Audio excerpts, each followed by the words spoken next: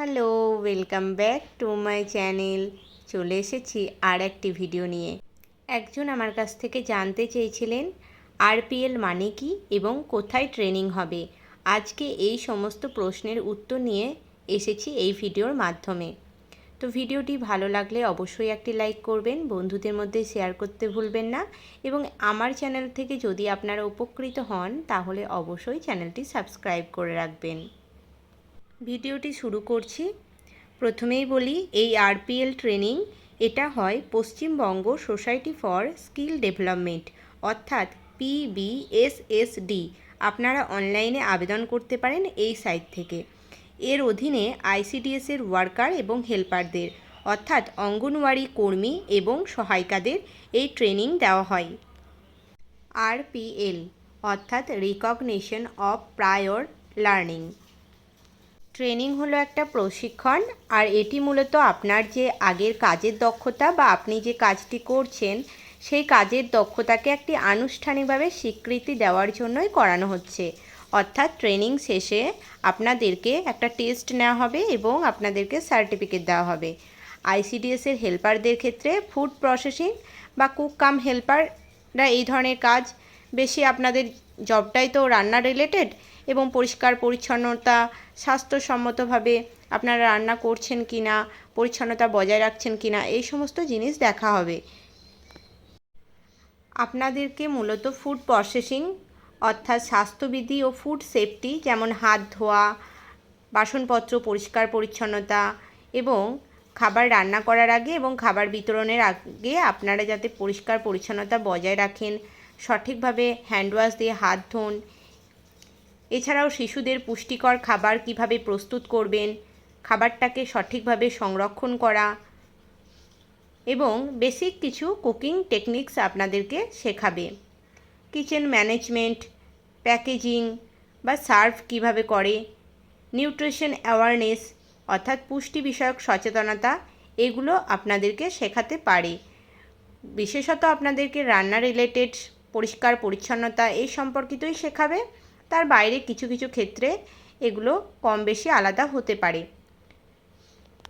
আপনারা সহায়িকারা এটা মনে করবেন না শুধুমাত্র রান্না রিলেটেডই ট্রেনিং হবে, এটি মূলত বেশি থাকবে রান্না রিলেটেড। এছাড়াও কিভাবে কর্মী দিদিকে সহায়তা করবেন, মাপজোক করা, ওজন নেওয়া, এই সমস্ত জিনিসও আপনাদের হাতে কলমে শেখানো হবে। এবার বলবো কত দিনের জন্য ট্রেনিং হতে পারে।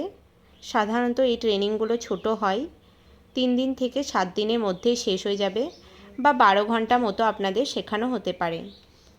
আপনারা মনে করবেন না একদিনে 12 ঘন্টা ট্রেনিং হবে, এরকম নয়। হয়তো 1 ঘন্টা বা তারও কম বা 1.5 ঘন্টাও হতে পারে। এটা পুরো সপ্তাহের হিসাবে বললাম। আপনাদের পুরো 12 ঘন্টা হতে পারে বা 3 থেকে 7 দিন এই ট্রেনিংটা হতে পারে। আরও কিছু কিছু ক্ষেত্রে দেখা যায় পুরো কোর্সটা করার জন্য আপনাদের এই 390 ঘন্টাও হতে পারে। সেক্ষেত্রে 15 দিন বা 1 মাসের বেশিও হতে পারে।